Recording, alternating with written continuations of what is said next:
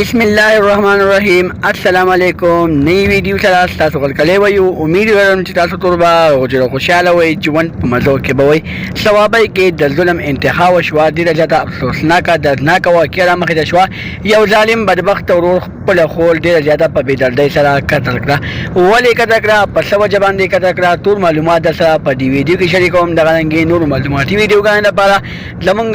پښتو سټار آفیسر چینل سبسکرایب کړئ د نشان اوس خامخا ووهئ زمونږ خریواني معلوماتي ویډیو تاسو ته په اسانۍ سره ملاویږي ثوابی کې ډېره زیاته افسوسناکه دردناکه واقعه رامخې ته شوې ده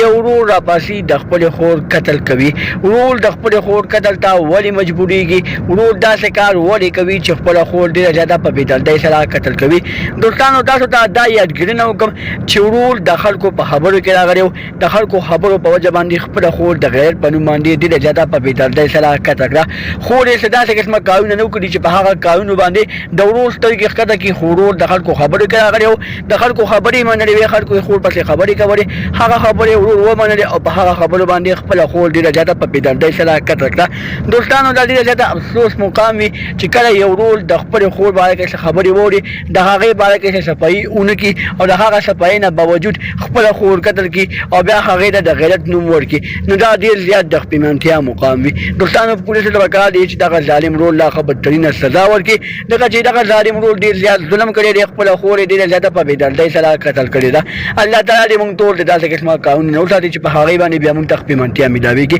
دغه رنګې نورو خلطه معلوماتو لپاره زموږ پښتو سټار آفیسر چینل سبسکرایب کړئ تر نشان ورڅخه مخه ووهئ چې زموږ خریواني معلوماتي ویډیو تاسو ته په اسانۍ سره ملاوېږي والسلام